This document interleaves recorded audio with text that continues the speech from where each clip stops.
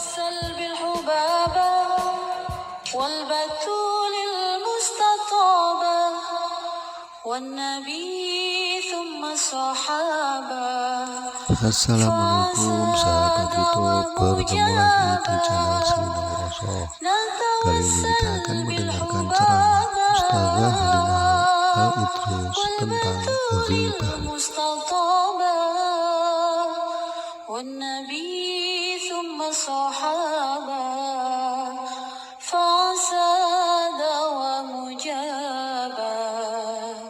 Wassalatu wassalamu ala ashrafil anbiya wal mursalin Sayyidina wa maulana Muhammadin wa ala alihi wa sahbihi ajma'in.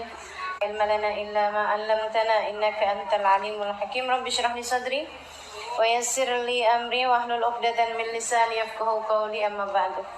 Ini cuacanya bikin mager banget ya. Iya. Baik, teman-teman saya sekalian, kita juga akan kembali lanjutkan kajian kita. Kemarin kita udah bahas masih di bab mengenai penjagaan lisan ya. Baik, sebelum dimulai seperti biasanya kita akan awali dengan membaca niat belajar bersama-sama. Bismillahirrahmanirrahim. Nawaitu ta'allum wa ta'lim wa naf'a wal intifa' wal mudzakarah wa tadhkir wal ifadah wal istifadah wal hitha 'ala tamassuk bi kitabillah wa sunnati rasulillah sallallahu alaihi wa alihi wa sallam wa du'a ila al-huda wa dilalata 'ala al-khair ibtigha'a mardatih wa qurbih wa thawabih wa husnil khatimah ma'al lutfi wal afiyah wa salahil aqibah birahmatika ya arhamar rahimin. Ila hadratin Nabi Muhammad sallallahu alaihi wasallam wa alihi washabihi wa azwajihi wa dzurriyyatihi wa ahli baitihi muslim wa jamil anbiya wal mursalin wal qawmi ajma'in wa nasusana sayyidina Muhammad Ahmad bin Isa Fakir Muqaddam Muhammad bin Ali Ba'alawi Sayyidina Abdullah bin Bakar al-Aidarus Fakhrul Wujud Asy Bakar bin Salim wa usulim mafruhim thumma ila sahib Ratib Abdullah bin Al-Haddad Ahmad bin Zainab Habsyi bin Al-Habsyi thumma ila ruhil Imam Al-Ghazali Muhammad bin Muhammad Al-Ghazali atus ila ruhi arba'atil a'immatil mujtahidin wa muqallidin fi din ulama amilin fuqal muhaddisin wal qurra wal mufassirin sadat sufiyyah wal muhaqqiqin ajma'in anallahu yaghfir lahum wa yarhamuhum wa ya'li darajatihim fil jannah wa yanfa'una barakatihim wa asrarihim wa nurihim wa fi din wa dunya wal akhir. Al-Fatihah.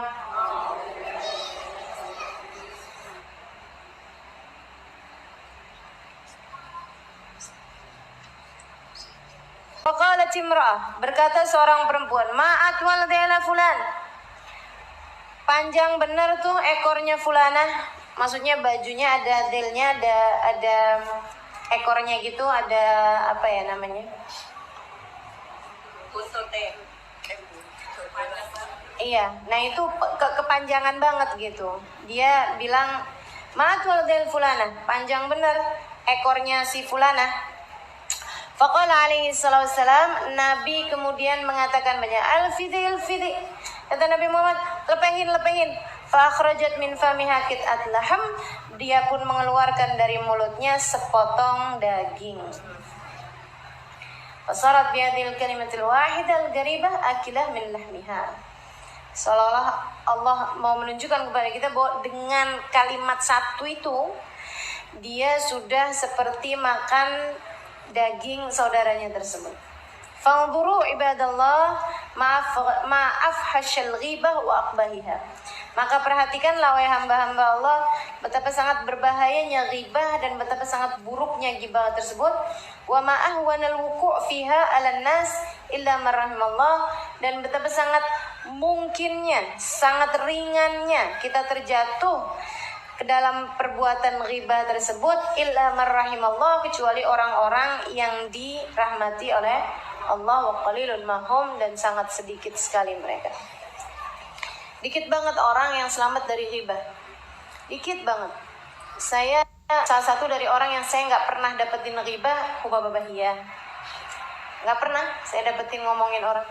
Ada juga teman saya tuh nggak pernah saya dapetin ngomongin orang. Masya Allah, orang-orang yang hebat ya. Erika itu yang saya ceritain di buku Bidadari Bumi. Maryam yang masuk Islam dia diganti nama Maryam, asalnya namanya Erika dari Amerika. Salah satu dari orang yang saya dapetin nggak ngomongin orang, nggak pernah ngomongin orang. Tadi yang diomongin ya ada banyak hal kan sebenarnya selain daripada ngomongin orang. Nah ini teman-teman sekalian, orang yang ngomongin orang aja nggak tega, apalagi berbuat yang lebih besar daripada itu. Biasanya orang kalau bisa menghindari ghibah, dia akan bisa menghindari apapun yang lebih besar daripada itu. Dia bisa menghindari jahatin orang, mesihir orang, memukul orang, menampar orang, merebut suami orang.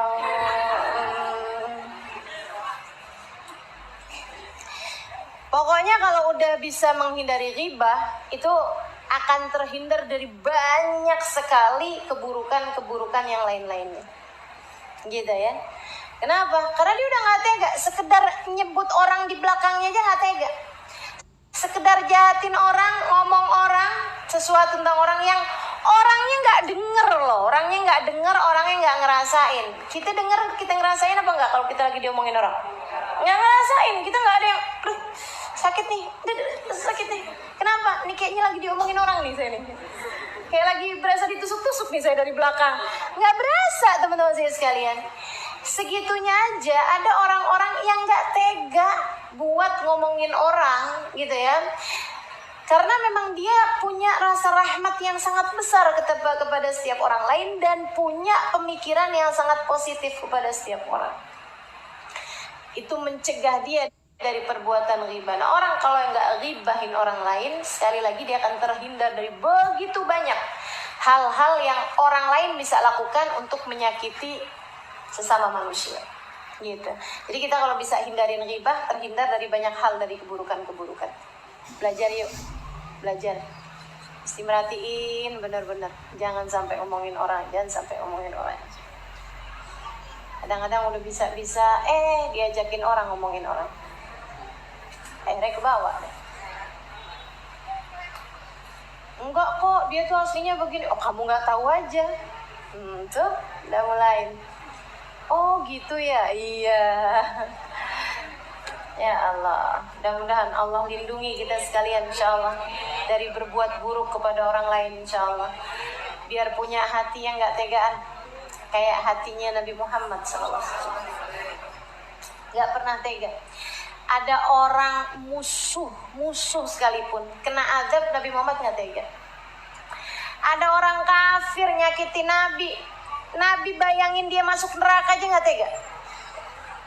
Kita disakitin orang lain dikit aja udah ngebayangin nih kayaknya diapain nih anaknya nih ya. Ya Allah, luar biasa kan. Teman-teman sekalian, Nabi Muhammad jatuhnya azab kepada orang kafir, Nabi Muhammad nggak mau. Waktu perang Uhud kan gitu. Sampai sujajabinu, patah, pecah. Dahinya Nabi Muhammad pecah, teman-teman sekalian, pecah. Bukan cuman ada kegores gitu, bukan pecah tempurungnya. Sampai darahnya itu mengucur. Itu ditadah sama Nabi Muhammad darahnya. Kenapa kau tadah Rasulullah? Saya takut kalau netes ke bumi Allah murka, Allah turunkan adab kepada orang kafir. Nabi nggak mau. Waktu ada jenazah Yahudi lewat, Nabi Muhammad bilang, gumu. Diri, yuk, diri. Idza marartum bi janazah fagumu. Kata Nabi Muhammad, kalau kalian dilewati sama jenazah, ada jenazah lewat depan kalian, berdirilah. Rasul, tapi ini Yahudi. Tapi kan ada bersama dengan malaikat-malaikatnya Allah. Kalau dia muslim, kita hormatin dia. Kita hormatin malaikat pencabut nyawanya, kita hormatin malaikat rahmat yang bersamanya. Tapi kalaupun gak muslim, malaikatnya kan tetap muslim. Yang nyabut nyawanya, yang bawa ruhnya tetap malaikat-malaikatnya Allah. Jadi kalian berdiri untuk itu. Sahabat berdiri. Nabi nangis. Sahabat sampingnya heran melihat, kenapa nangis Rasul? Kata Nabi Muhammad, nafsun aflatat alayya fayadkhulun nar. Ada satu jiwa, saya tidak bisa menyelamatkannya sehingga masuk ke dalam api neraka. Masuknya neraka orang kafir yang nyakitin Nabi, Yahudi yang kerjaannya memikirkan gimana cara menghancurkan Nabi. Nabi nggak tega bayangin dia masuk neraka. Hatinya itu loh teman-teman sekalian. Buat jadi pikiran kita nih di bulan-bulan Rabiul Awal. Di mana hati kita dari hati Nabi? Di mana hati kita dari hati Nabi? Kamu bayangin ada orang susah gara-gara kamu, bisa nggak kamu? Kok biasa aja saya ya? Apalagi kalau orangnya emang udah nyakitin saya, terus mau gimana lagi sih? Masih seperti itu, kamu masih jauh dari Nabi Muhammad SAW. Kita masih jauh dari Nabi Muhammad SAW. Jauhnya ini, kamu nggak kepengen jadi tambahin deket. Jauhnya ini kamu mau biarin aja. Kan nggak gitu. Jauh-jauhnya harus kita pangkas teman-teman saya itu sekalian. Gimana caranya? Miliki hati yang punya rahmat sama orang lain. Kalau ada keburukan-keburukan yang masih kita kerjakan sama orang lain, cepet-cepet berhentiin. Sebelum lewat lagi Rabiul Awal dan gak ada lagi tangan yang akan menarikmu dari tangannya Nabi Muhammad. Masih ada kejahatan kamu buat sama orang lain, cepetan. Taubatin. Lagi ada orang yang kamu jahatin sama ini, setiap ketemu kamu plengosin mukanya, ayo buruan. Lagi ada orang yang kamu sakiti hatinya saat ini, cepetan, minta maaf, buruan. Lagi ada sesiapapun yang kamu punya niatan buruk kepadanya selama ini, ayo buruan. Mumpung masih Rabiul Awal, masih tersisa beberapa hari. Kita kalau mau bikin baik di bulan Rabiul Awal, sangat besar kemungkinan tangan Nabi dari kita. Bulan ini, bulan Rabiul Awal yang tersisa. Ada kebaikan apapun kamu niatin sekarang waktunya teman-teman sekalian. Dibantuin nanti sama Nabi Muhammad. Nggak bisa bangun tahajud. Nah, mulai nih masih waktu tersisa nih. Bantuin nanti, tangan Nabi narik. Pengen bisa istiqomah, sholawatan, agak susah kemarin, coba usahain sekarang. Nanti itu cepet banget, tangan Nabi narik kita. Apa aja, pengen jadi istri yang solehah nih. Biasanya suka berat, ada aja nih mulut susah bener, ngomel mulu sama suami, bulan ini. Nanti tangan Nabi narik. Kalau Allah lihat kesungguh-sungguhan dalam hati kamu untuk memperbaiki diri, memperbaiki keadaan, untuk muhawilal ahwal, Allah Subhanahu wa taala yang pembolak-pembalik keadaan. Allah tuh kalau melihat Nabi Muhammad, nabinya udah enggak tega sama kita, Allahnya juga bakal enggak tega. Ayo deh teman-teman sekalian, periksa rasa, periksa hati. Jangan tega sama orang lain. Jadi sekalian, Nabi Muhammad azizun alaihi ma anittum. Berat baginya musibah yang menimpa kalian. Musibah menimpa kita, Nabi Muhammad berat. Padahal Nabi Muhammad gak ikut-ikut jadi penyebabnya. Masa kamu malah mengusahakan musibah terjadi sama orang lain? Gara-gara kamu, jauh bener perasaannya. Nabi musibah terjadi sama orang lain, Nabi yang gak tega, padahal Nabi gak jadi penyebabnya. Masa kita umat yang ngaku cinta sama Nabi malah berusaha untuk memberikan musibah kepada orang lain gara-gara kita? Kalau suami kita punya istri yang gak solehah, kan musibah buat dia. Kita musibahnya dia.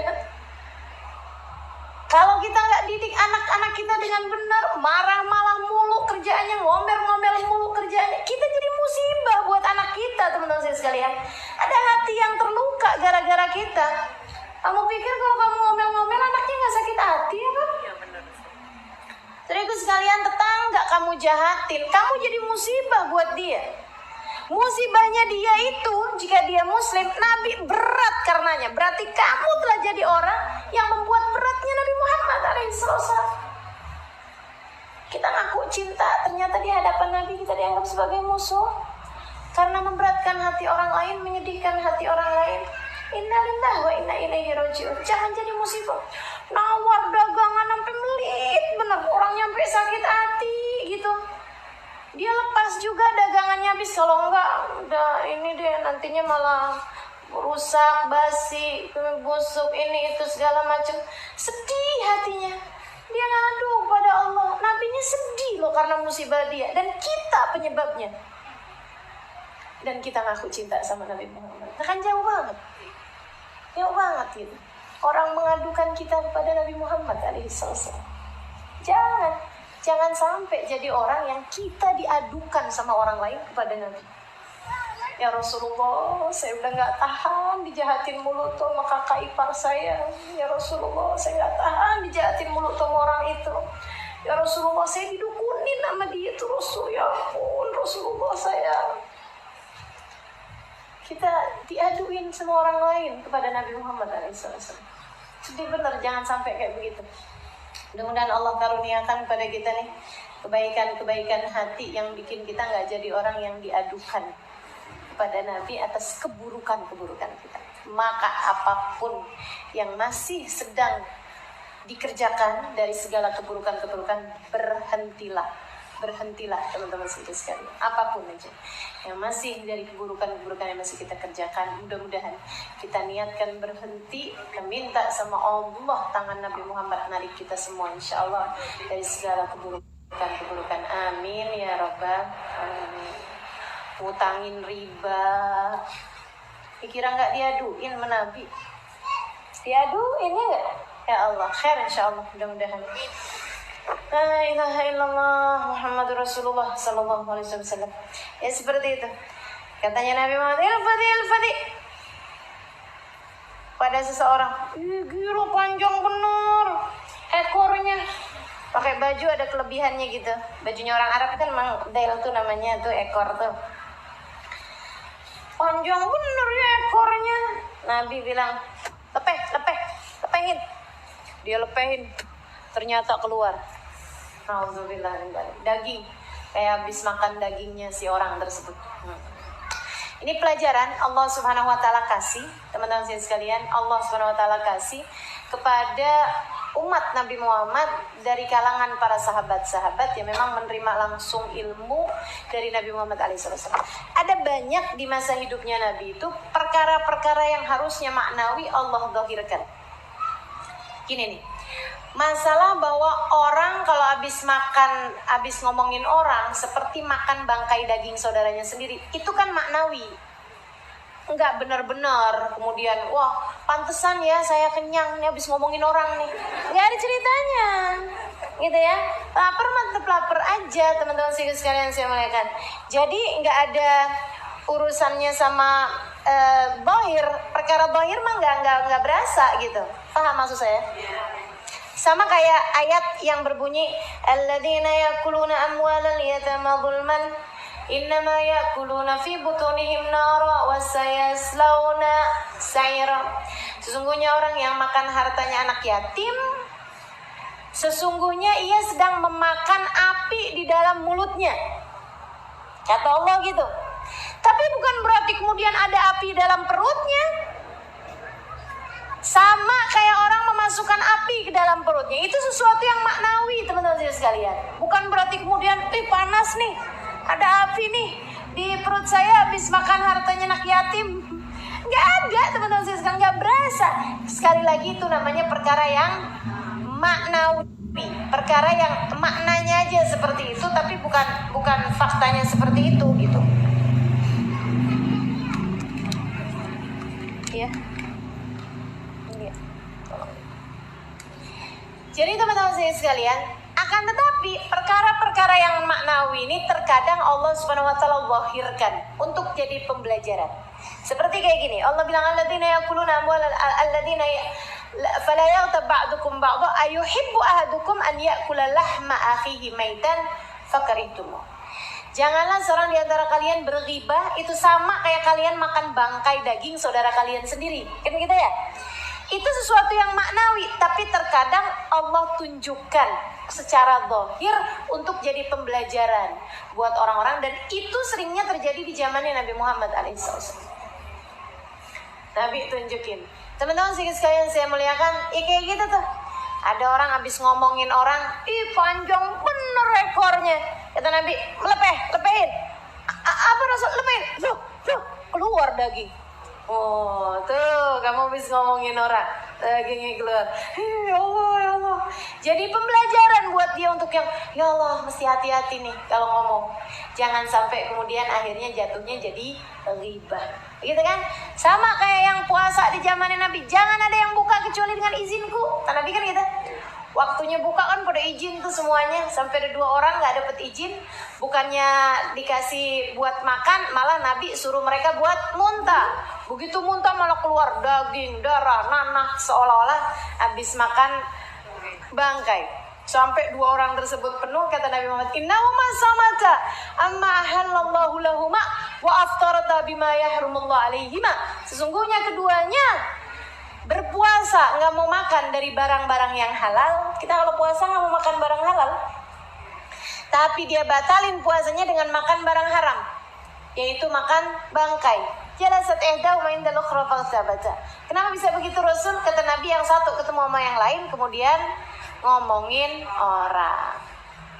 Ya makan bangkai daging saudaranya, makanya tuh jadi sepenuh itu tuh bangkai. Ya Allah, jadi mikir nih kita nih, alhamdulillah penutupan aib dari Allah SWT buat kita nih gede bener.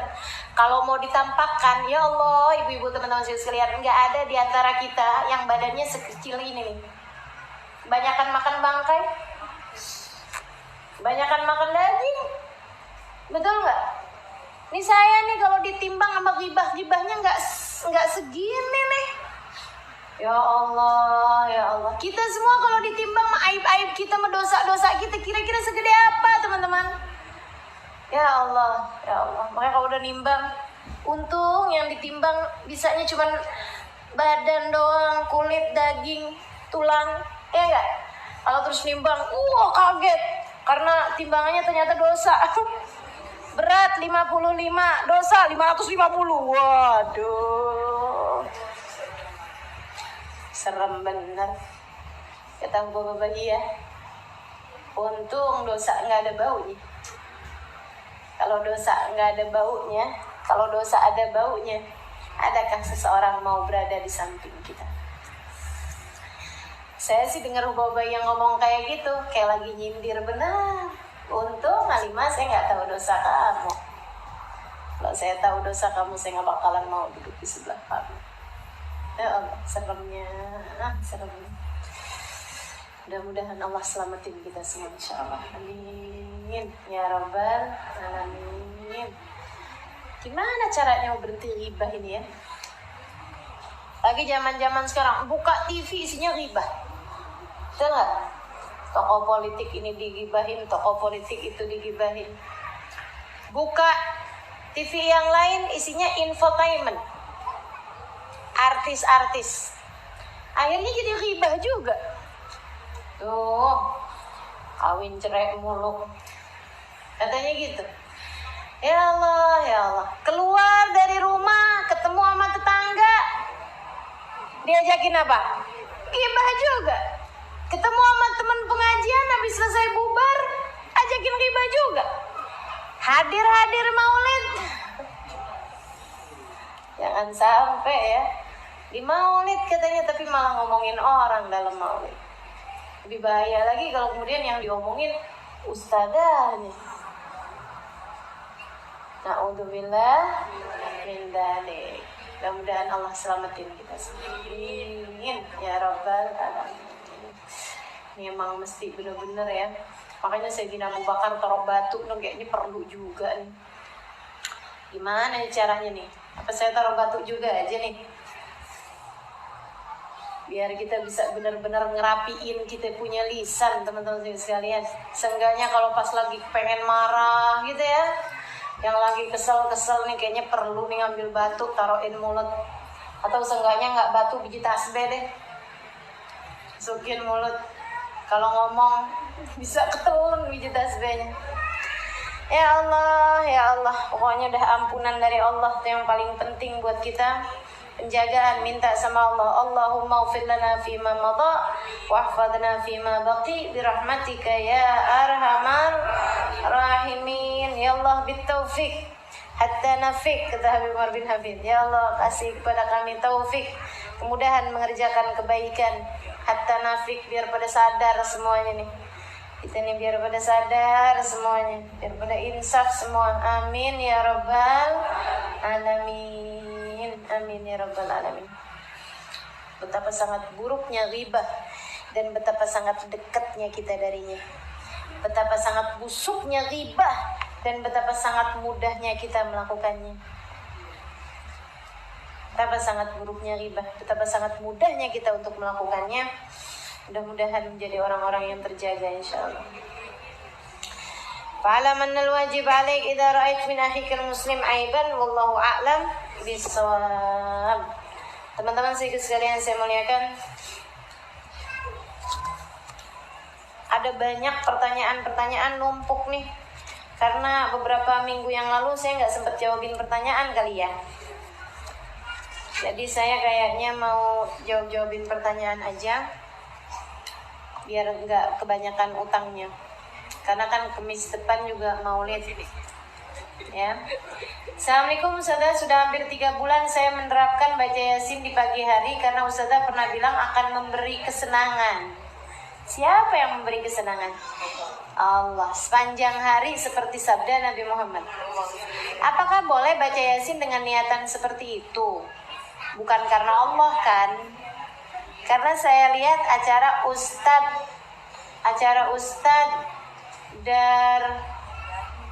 Darul bahwa baca Quran harus karena Allah. Karena jika tidak karena Allah akan menimbulkan asam lambung naik. Jadi nggak karena Allah lagi akhirnya, karena asam lambung naik tadi itu. Dan beberapa minggu terakhir ini sepertinya asam lambung saya naik. Iya.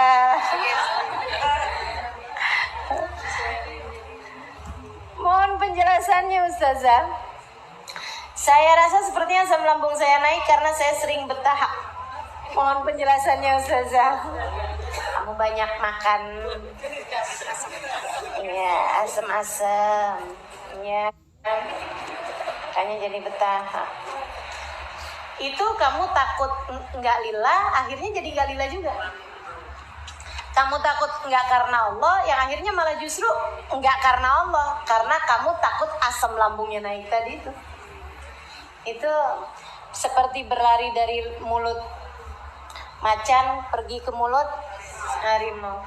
Sebenarnya gini ya, baca Yasin pagi hari karena Allah, bahwa kemudian Allah Subhanahu wa taala memberikan kepadamu kebahagiaan sepanjang hari, itu adalah bonusnya.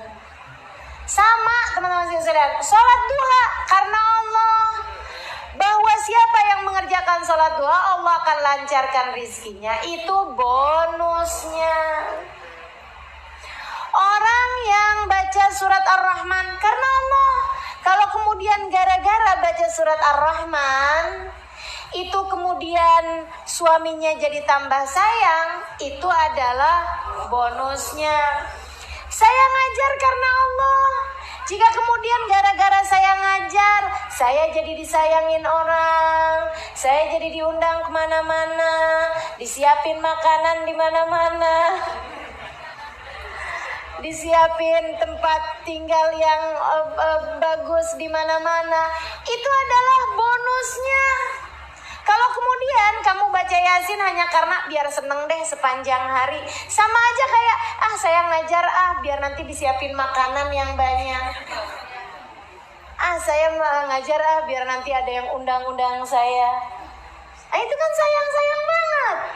Sayang-sayang banget. Kamu dengan mengajarmu bisa mencari ridhonya Allah. Kenapa hanya untuk sekedar nyari makanan? Sama halnya dengan kamu dengan Yasinmu bisa dapat ridhonya Allah. Katanya Nabi Muhammad kayak hatam Quran 3 kali. Siapa yang baca Al-Quran sekali seperti menghatamkan Al-Quran 3 kali, teman-teman saya sekalian. Masa yang itu kamu buang semuanya hanya karena kamu berharap kamu bisa dapat kesenangan sepanjang hari. Cuma sepanjang hari pula. Nggak ada urusan-urusan sama mati, nggak ada urusan sampai nanti sudah mati, kan sayang-sayang. Jadi mestinya kayak gimana? Yaudah deh, saya takut nggak karena Allah nih, jadi saya nggak usah baca Yasin aja. Tambah salah. Saya takut saya niatnya nggak bener nih, jadi saya nggak usah ngajar aja dah. Gitu? Ya nggak gitu teman-teman saya sekalian. Baca Yasin, niatmu mesti yang benar. Niatnya karena apa? Karena Allah. Dan urusan niat karena Allah itu nggak perlu dibaca lillahi ta'ala. Nawaitu qiraat surat Yasin. Saya niat baca surat Yasin bukan karena untuk dibahagiakan sepanjang hari ya Allah. Karena itu berarti bukan karena Allah. Akan tetapi karena saya ingin agar bacaan Yasin saya ini adalah lillahi ta'ala. Allahu Akbar. A'udzubillahi minasyaitonirrajim. Ya gitu. Nah gitu. Niat itu motivasi. Niat itu penyemangat. Nah yang Nabi Muhammad janjiin kalau kamu baca Yasin pagi hari, kamu bakalan senang sepanjang hari. Itu bonus. Itu bonus. Ya. Kamu menutup aurat kenapa? Lillahi ta'ala bukan? Tapi bahwa dengan kamu menutup aurat itu kamu malah jadi kelihatan tambah cantik, kamu kelihatan jadi tambah rapi, dihormati orang, itu adalah bonusnya. Kan begitu? Ya, kayak gitu. Nggak ngelihat orang kalau pakai bajunya pendek-pendek masuk angkot bingung. Biarpun saya nggak masuk angkot, tapi saya suka kelihatan tuh orang. Duh, kesian bener. Pakai abaya kayak ibu-ibu gini kan udah rapi, enak ya. Nggak pakai cara begitu-begitu. Gitu, itu bonus ya. Jadi itu bukan berarti dengan kamu niat seperti itu nggak lillahi ta'ala. Itu lillahi ta'ala. Assalamualaikum Ustaz yang baik. Mohon Fatihahnya untuk Syarifah ini. Kecampur ya ini ya. Kayaknya yang Fatihah ini udah loh.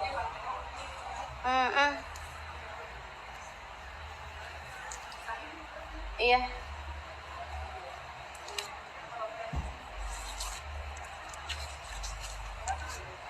Iya.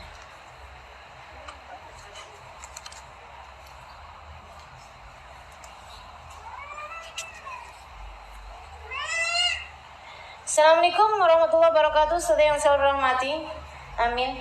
Saya mau bertanya, jika kita bekerja tapi di sekeliling banyak laki-laki, apakah untuk seorang wanita yang sudah berumah tangga itu baik dilakukan atau tidak masalah? Nggak baik, nggak baik.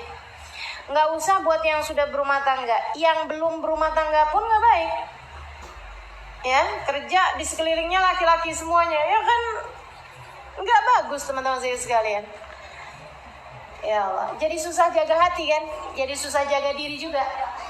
Namanya orang kerja di sekelilingnya laki-laki kan inian dikit, kelihatan kakinya, kelihatan ininya, walaupun yang udah nutup aurat, apalagi yang nggak rajin nutup auratnya. Karena takutnya malah ada yang naksir, malah aduh ribet semuanya deh. Jadi menurut saya ya, kalau kamu harus bekerja, carilah pekerjaan yang aman.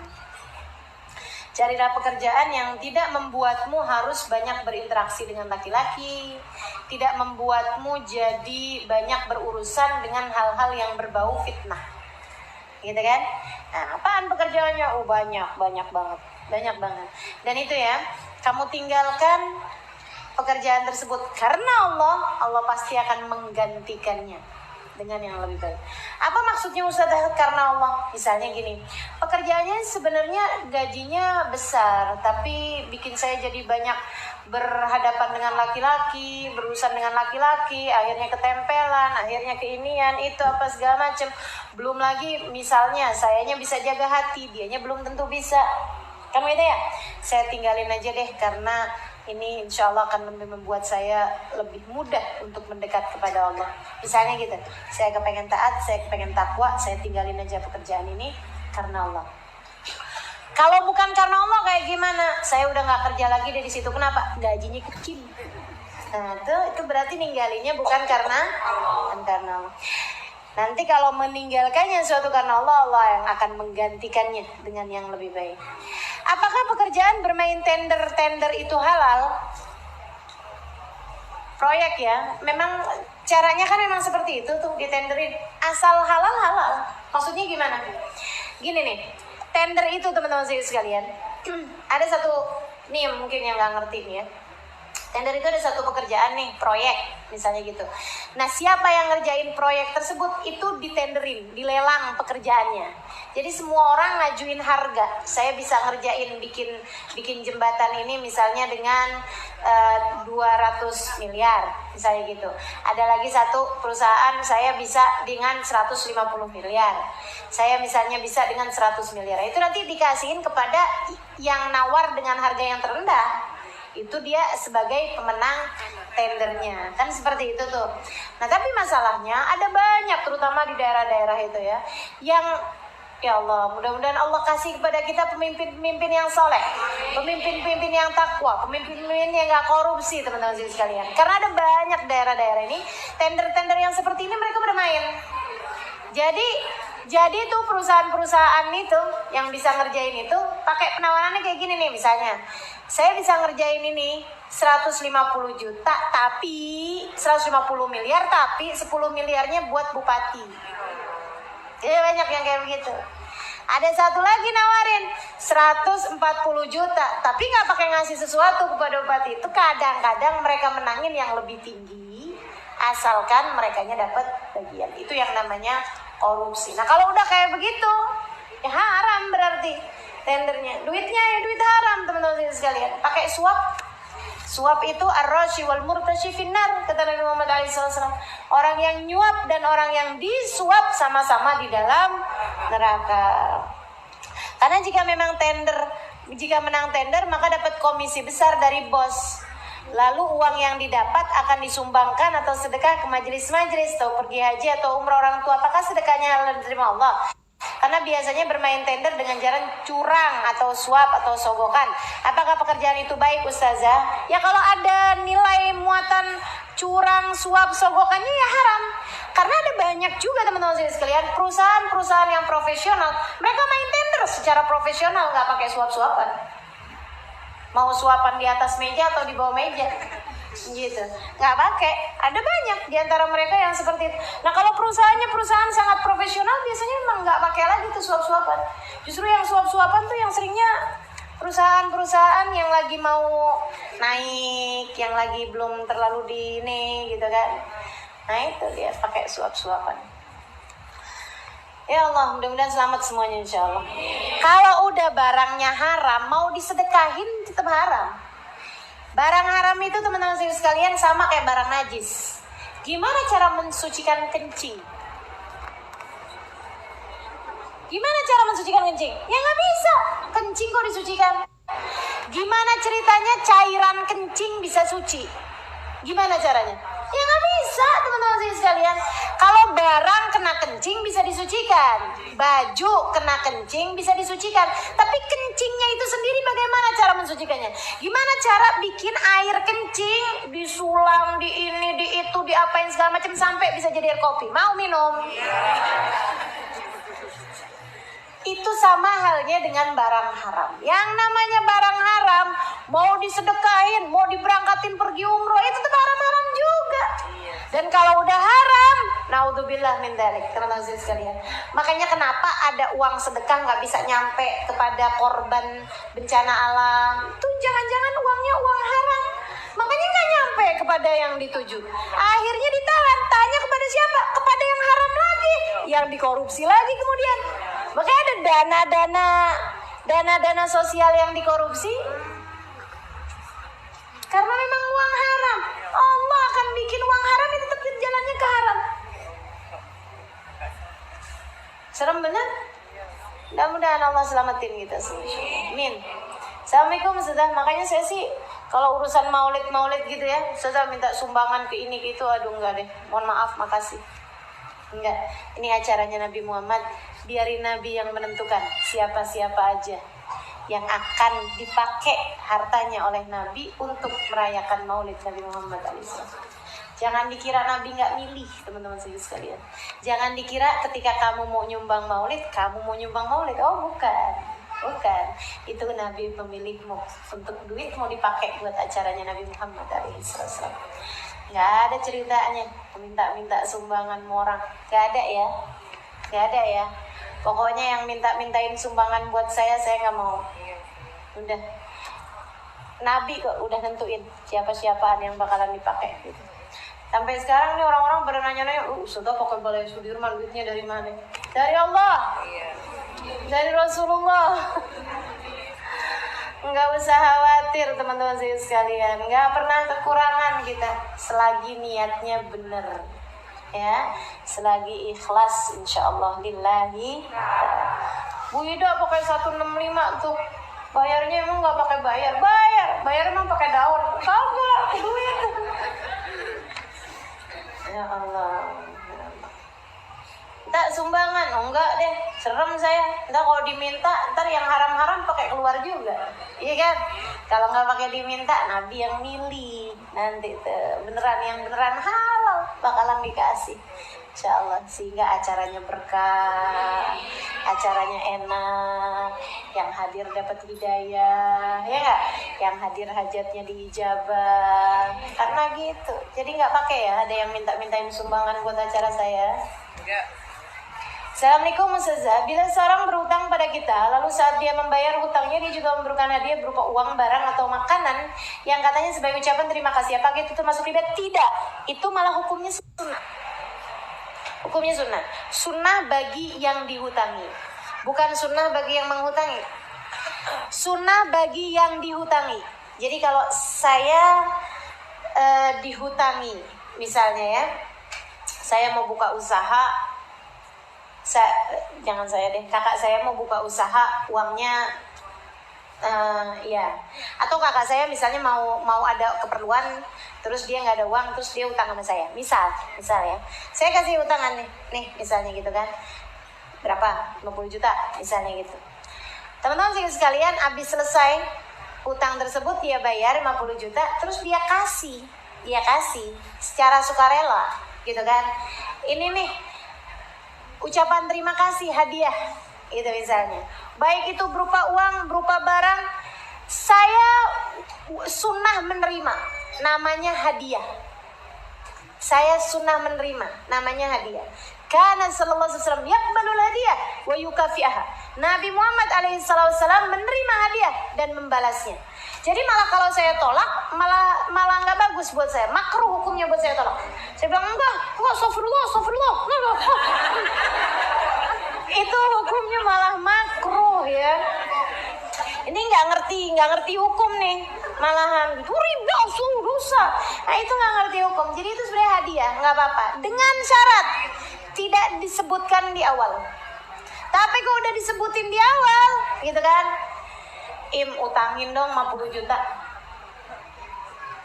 Utangnya bukan buat usaha utangnya, akan tapi utang karena buat keperluan, misalnya gitu ya, mau buat sekolahin anak nih, mau buat umroh, mau buat apa misalnya gitu.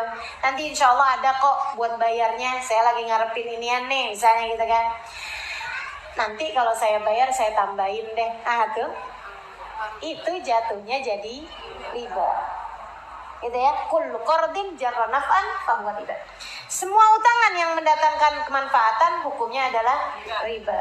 Kecuali kalau dianya bilang, enggak kak, saya utangin aja, enggak usah mikir-mikirin mau nambah-nambahin buat saya. Itu kan juga urusannya ibadah. Pokoknya ntar saya minta di sana doain, misalnya kayak gitu. Nah itu kalau kayak gitu nggak jadi soal. Kalau kemudian dia pas bayarnya nggak apa-apa nih hadiah, gitu ya.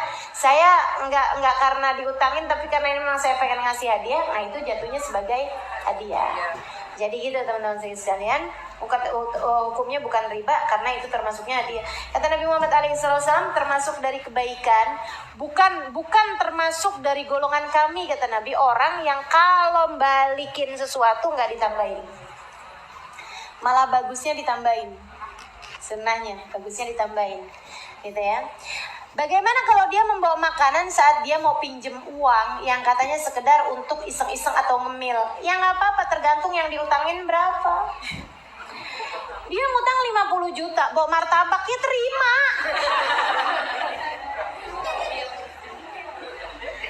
Aneh-aneh ini ya. Lain kalau utangnya 1 juta, martabaknya 200.000. Nah itu kan jatuhnya, ini apa nih gitu, mesti tanyain. Enggak, saya kepengen makan martabak daripada sendirian, mendingan bareng-barengan aja. Bilangin sama dia, kalau kamu punya duit buat beli martabak, ngapain utang? Assalamualaikum warahmatullahi wabarakatuh. Yang saya mau tanyakan adalah hidup yang diberkahi Allah itu hidup yang seperti apa? Apa yang kaya punya tabungan banyak, hajat-hajatnya selalu gabul, memiliki banyak anak, memiliki istri atau suami yang cakep, yang rumah tangganya adem ayem tanpa masalah hidup. Apakah itu yang disebut diberkahi oleh Allah? Saya kasih tahu. Hidup yang berkah adalah hidup yang dekat dengan hasanah yang Allah sebutkan dalam Al-Quran. Kata Allah Subhanahu wa taala, "Wa minhum man qala rabbana atina fid dunya hasanah wa fil akhirati hasanah wa qina adzabannar." Teman-teman sekalian, hidup kalau kamu maksud itu sebenarnya gini nih. Hidup yang berkah itu berarti waktunya, ya kan? Waktu hidupnya yang berkah. Tapi kalau dibilang harta yang berkah, lain lagi, pasangan yang berkah, lain lagi, anak yang berkah, lain lagi. Makanya kita minta apapun yang Allah berikan kepada kita, minta diberkahi. Wa barik lana fima razaqtana wa qina adzaban. Ya Allah, berkahilah pada apapun yang kau karuniakan. Ada juga doa di kunut, wa barik li fima barik lana fima atait. Ya Allah, berkahilah kami pada apapun yang kau berikan kepada kami. Maka teman-teman sekalian, kita minta berkahnya itu bukan hanya dalam hidup, tapi dalam semua hal. Kita minta diberkahin. Waktu Allah kasih kepada kita, minta waktu yang berkah. Waktu yang berkah gimana? Waktu yang hasanahnya lebih banyak. Nih teman-teman sekalian, sama-sama dikasih kemisnya. Tapi ada kemis yang kamu pergi ngaji, ya kan? Ada kemis yang kamu nggak pergi ngaji di kemis tersebut. Nah itu berarti mana yang lebih berkah? Iya, karena lebih punya banyak hasanah di dalamnya. Ada subuh tadi, ada yang subuhannya subuh aja gitu ya, sholat fardu subuh udah selesai. Ada yang di waktu subuhnya tuh dia qobliyah subuh, dia kemudian habis selesai subuh baca wirdul latif, baca yasin, seperti yang tadi disebutkan ya. Nah itu berarti dia punya waktu subuh yang lebih berkah sebab lebih banyak hasanahnya. Ada orang nih dikasih uang ya, uang yang berkah, uang yang bagaimana? Uang yang dengan uang tersebut punya banyak hasanah teman-teman sekalian. Uang itu dia pakai buat pergi hadir majelis, buat sedekahnya ada, buat ngasih orang di pinggir jalan ada, gitu kan ya? Buat beli hadiah, buat anak-anak pas pulang beli makanan, gitu kan? Beli makanan cemil-cemilan buat anak, bawa pulang anak jadi girang, jadi senang ada gitu. Nah itu tuh teman-teman sekalian yang uangnya bisa jadi sama, tapi yang satu nggak berkah, yang satu berkah, gitu. Duitnya sih cuma 50.000 ya, tapi kepake buat ini, semuanya khair, hasanah. Nah itu 50.000-nya dia adalah 50.000 yang berkah. Yang satu punya 50.000 juga kagak berkah, pas lagi di tengah jalan nggak tahu melanggar apa ditilang keluarin 50.000 ya. 50.000-nya tidak berkah. Jadi kalau dibilang hidup yang berkah yang bagaimana? Yang banyak hasanahnya di dalam kehidupan tersebut. Nah itu nanti masing-masing tuh gitu. Nggak bisa dibilang bahwa hidup yang berkah, hidup yang punya pasangan. Belum tentu juga. Kamu juga nyari pasangan mesti minta yang berkah. Pasangannya satu tapi kebaikannya banyak, tuh namanya pasangan yang berkah. Gitu kan ya? Nah bilangin sama suaminya, bang, pasangan tuh gak penting banyak.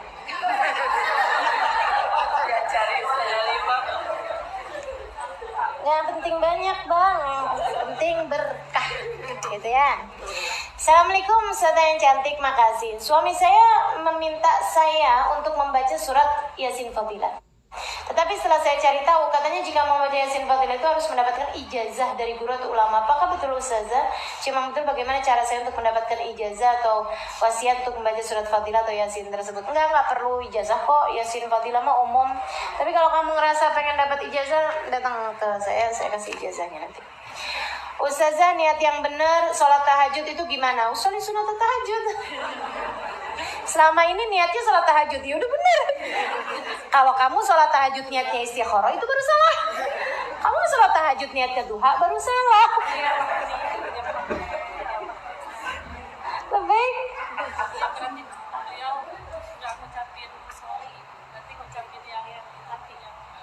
sama aja. Kalau masalah talafutnya itu hukumnya sunnah ya. Talafutnya hukumnya sunnah. Ustazah gimana niatnya sholat duhur? Usolli fardhu dhuhri. Gitu kan. Selama ini niatnya sholat tahajud. Iya udah benar itu. Udah benar. Kalau masalah melafatkannya itu hukumnya adalah sunnah. Assalamualaikum Ustazah, saya mau tanya bagaimana hukumnya suntik meningitis untuk yang pergi haji atau umroh? Suntik. Karena kalau nggak suntik nanti ditahan. Memang diminta tuh kan? Iya, diminta. Lagi pula ini ya, teman-teman sekalian, pernah lihat orang kena meningitis nggak? Itu virusnya memang agak berbahaya ya, jahat ya virusnya ya. Jadi buat aman-aman nggak apa-apa, itu termasuk bagian dari usaha gitu kan, usaha biar sehat. Suntik aja nggak jadi masalah. Kenapa nggak mau? Katanya dari babi Ustazah, enggak kok udah ada sertifikat halalnya sekarang untuk suntik meningitis ya.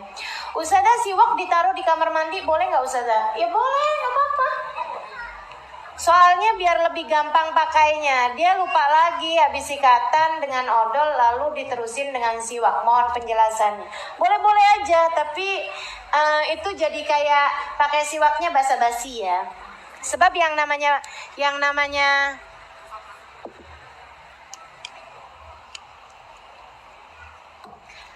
sikat gigian itu pakai siwak.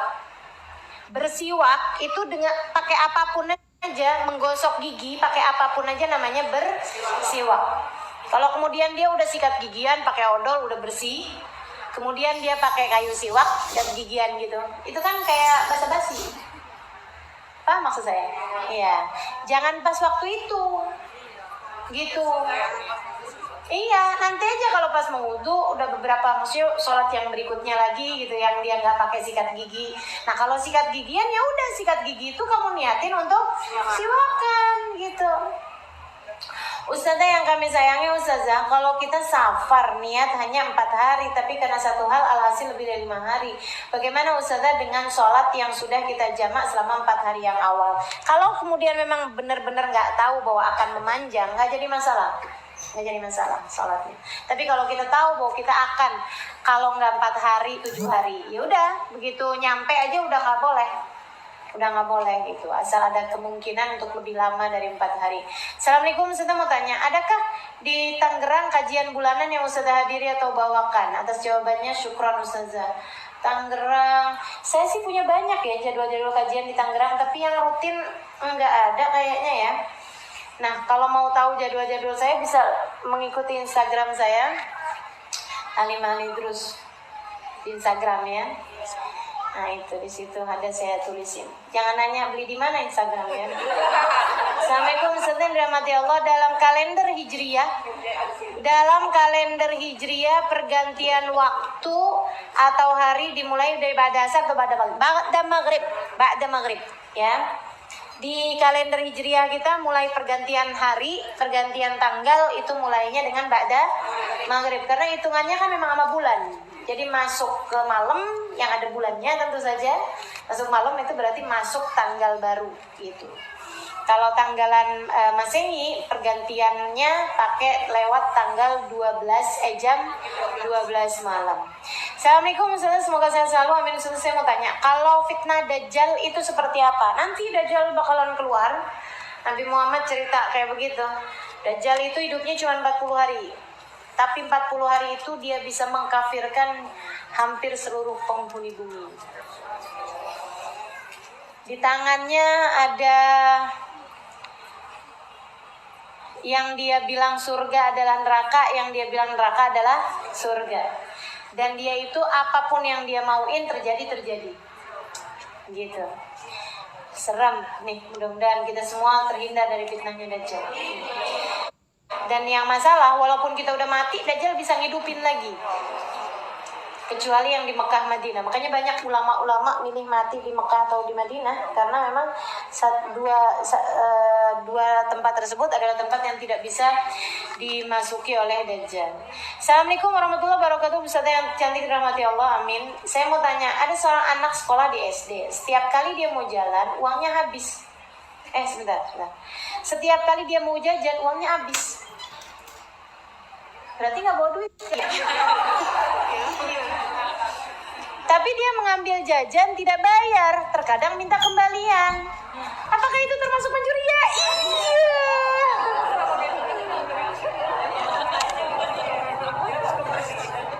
Ini yang nanya kayaknya tukang jual gorengan di dekat SD. Bagaimana cara mengatasi hukum ini Bu Ustazah, sedangkan yang jualan sudah tidak tahu masih hidup atau sebaliknya? Soalnya anak tersebut sekarang sudah menikah. Oh, dia nih. Dia ceritanya baru sadar. Saya tanyanya ada seorang anak SD. Bilang aja dulu sadar waktu saya SD.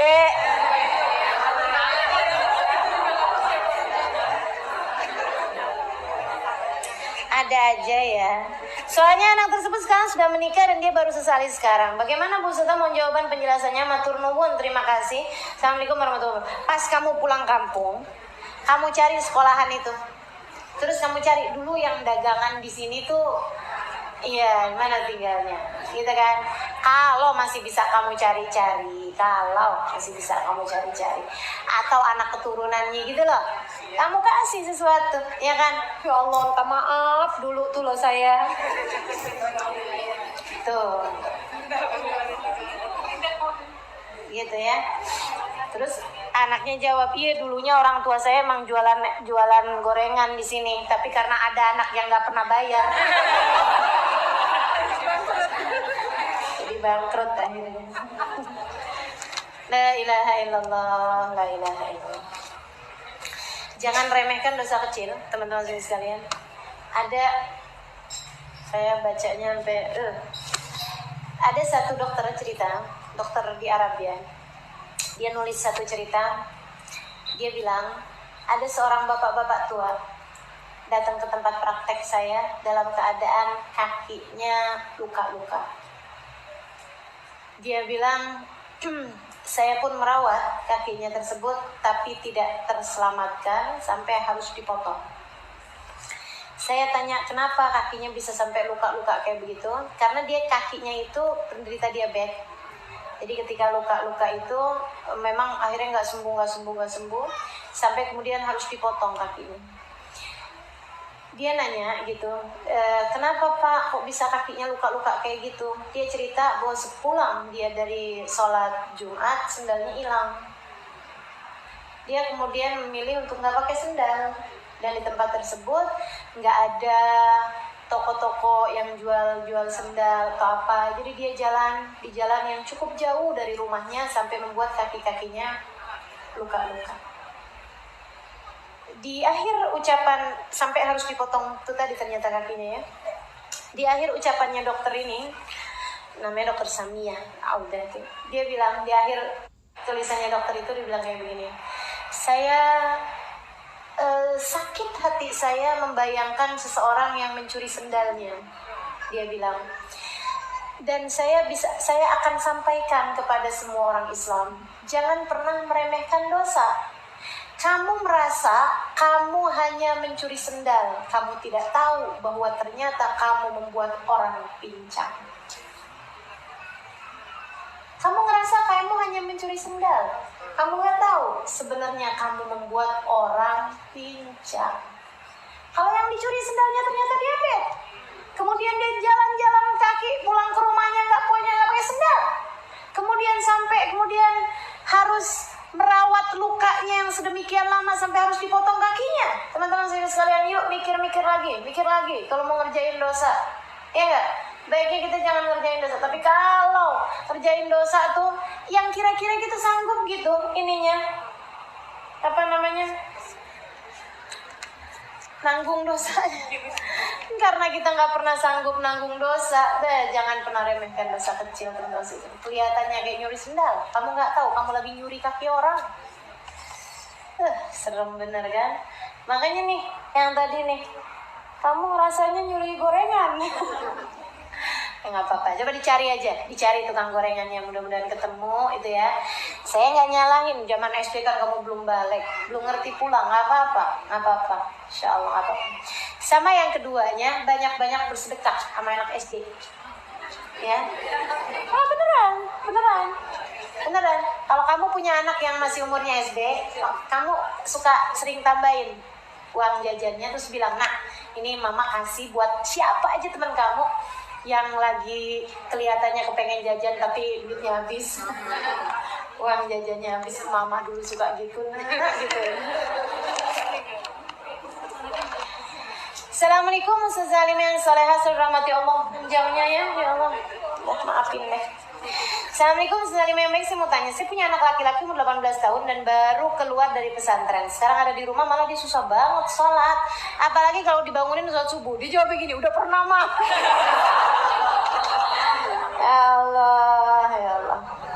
Kalau saya nyuruh dia dari baik-baik sampai jadi kesel banget. Terus gimana ya Ustaz, apa yang harus saya lakukan?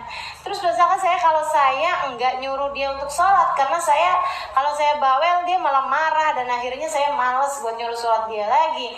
Saya jadi sedih Ustaz karena saya merasa sia-sia gitu pesantrenin anak saya selama 6 tahun. Terima kasih Ustaz. Anaknya laki-laki apa perempuan?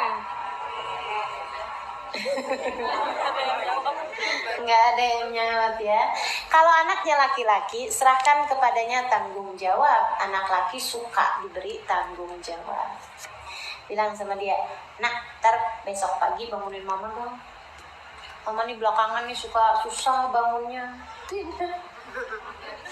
Suka males bangun, kayak gitu emang suka males bangun ya. Nggak salah kan kalau ngomong gitu. Dia bilang, "Mama suka males bangunnya, jadi kok tolong dong mama bangunin. Terus kamu ngimamin mama deh salat subuh." Gimana coba? Gituin. Ya, anak laki-laki suka tanggung jawab. Kalau anak perempuan, ini yang kasih tahu fadilahnya saat berjamaah. Anak tuh adepin pakai cinta. Jangan kayak musuh sama anak. "Kamu tuh udah mama pondokin. Sia-sia mama pondokin kamu." Duh, itu kata-kata gak enak didengarnya, gak usah. Saya nih loh, mondok 12 tahun teman-teman sekalian. Saya tahu persis rasanya. Anak kalau udah keluar dari pondok tuh, harapannya cuma satu, bisa tidur. Beneran. Kami, ini perwakilan anak pondok nih ya. Kami, kalau di pondok itu nggak pernah punya waktu tidur yang cukup. Beneran dah. Anak pondok tuh tidurnya sedikit-sedikit aja. Makanya saya tuh ya, di semua tempat saya pernah tidurin.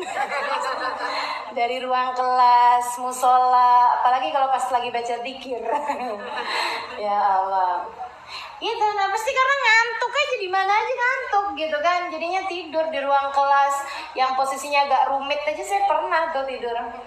Minta teman-teman buat nutupin dari guru-guru gitu kan. Wah, ada segala macam caranya buat nambahin tidur gitu. Jadi teman-teman sekalian, kalau pulang itu harapannya cuma tidur. Hiburannya anak pondok tuh tidur. Jadi kalau kemudian ya Allah Ustazah, anak saya pulang mondok bukannya malah rajin ibadah, tidur aja kerjaannya. Gimana menurut Ustazah? Biarin. Asal dia nggak ninggal sholat. Tapi biarin. Malahan gini, kalau mau ajak jalan-jalan, ajak pengajian. "Nak, kamu mau tidur apa mau pengajian aja?" Gituin. "Kamu mau jalan-jalan atau mau tidur aja?" Tanyain sekalian gitu ya. Kayaknya dia bakalan milih, tidur aja deh, Mak. Ya Allah, tidur tuh cita-cita buat anak-anak pesantrenan. Kan bagus, malah hiburannya cuma tidur. Murah. Assalamualaikum saudara yang saya cintai. Ini kok saya jadi kayak membenarkan ya, tapi enggak. Maksud saya ya bangunin buat sholat sih jangan sampai gak dibangunin. Bangunin tapi jangan pas ngomonginnya pas waktu itu gitu. Percuma teman-teman sekalian, ngomong sama orang baru bangun tidur tuh percuma loh. Percuma, realnya belum jangkep.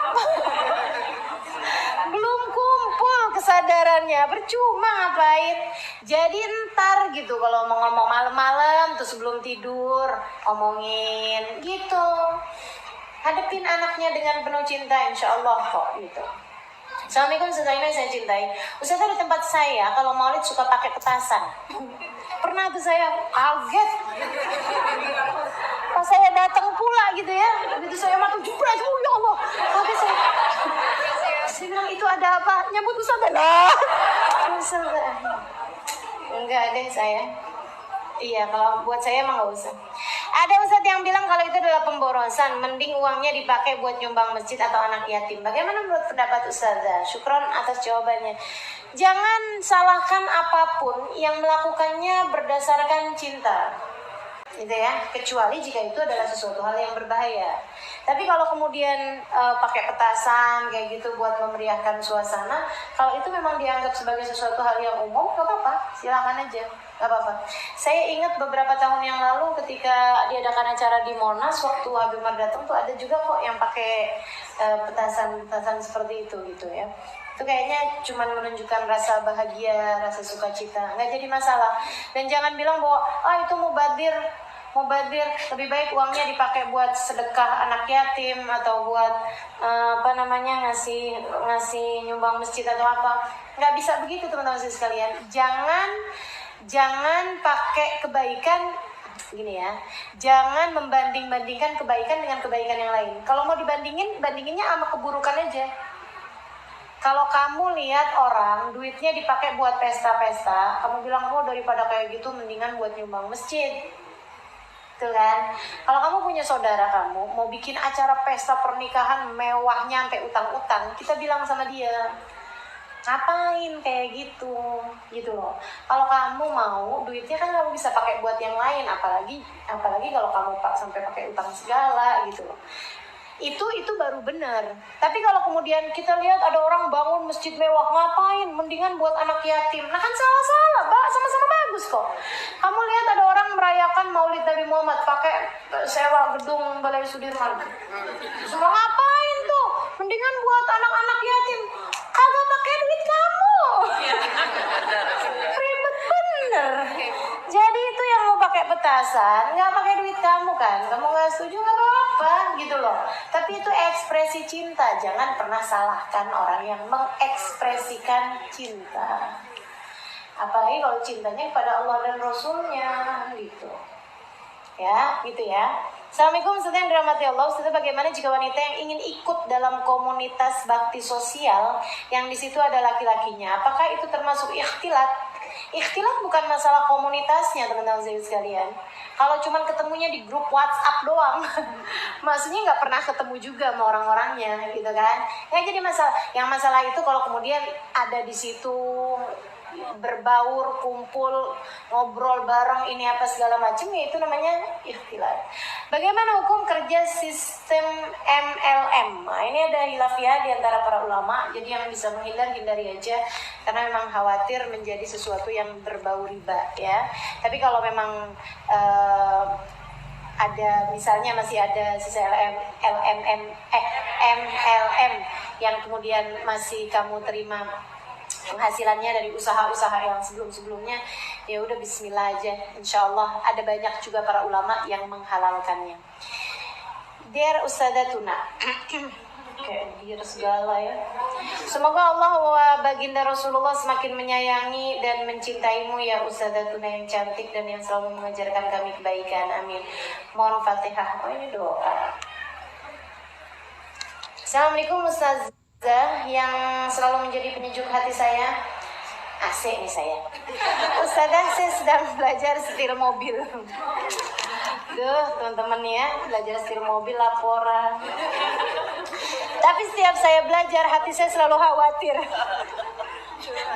Lucu bener sih. Hati saya selalu khawatir dan was-was. Ustazah takut kenapa-napa. Udah gak usah nyetir. Udah gak usah. Apa-apa kalau saya juga gak bisa nyetir. Kau punya temen. Mohon doa Ustazah juga untuk menghilangkan rasa was-was. Apa doa dan amalannya ya Ustazah? Gak usah belajar nyetir. Udah. Ntar kayak saya lagi nabrak masjid. Saya tuh mau nabrak aja milih masjid. Assalamualaikum Ustazah. Dasar mainannya di masjid mulu ya. Kalau nggak masjid majelis, nabrak aja milih masjid. Assalamualaikum Ustazah, saya mau tanya, mana yang harus saya dahulukan, suami atau tamu? Jangan bandingin kebaikan dengan kebaikan. Ini balik lagi. Mana yang harus saya dahulukan, suami atau tamu? Saya sedang banyak masakan pesanan suami. nih aneh nih. Saya sedang masak masakan pesanan suami. Oke. Gimana nih maksudnya? Tolong dong bikinin nasi goreng gitu ya. Oh iya. Ini harus dibayangin dulu nih. Pas mateng masakannya, teman saya datang. Beberapa orang. Pas banget waktunya makan siang. Akhirnya karena saya nggak enak, saya sediakan karena mereka bilang lapar. Karena pas datang jam makan siang, akhirnya makanannya habis. Gimana tuh Ustazah? Ya kamu salah. Kagak. Bu, pertanyaan begini kok ditanyain. Udahlah, pakai akal sehatmu untuk memikirkan berbagai macam masalah gitu loh. Masa kamu punya pikiran, punya hati, punya akal, nggak dipakai perkara beginian aja nanya. Namanya suami bilang, tolong dong masakin saya ini. Requestnya dia kan. Kalau kamu mau suguhin sama orang lain, ya diambil dulu, pisahin buat suami. Masa perkara beginian mau diajarin? Ini kawin umur berapa? Maafin saya Ustazah, saya kawin umur 8 tahun. Oh iya, oke. Assalamualaikum Ustazah, Afwan mau tanya. Bagaimana menasehati suami agar tidak terlalu dekat-dekat dengan teman-teman perempuannya?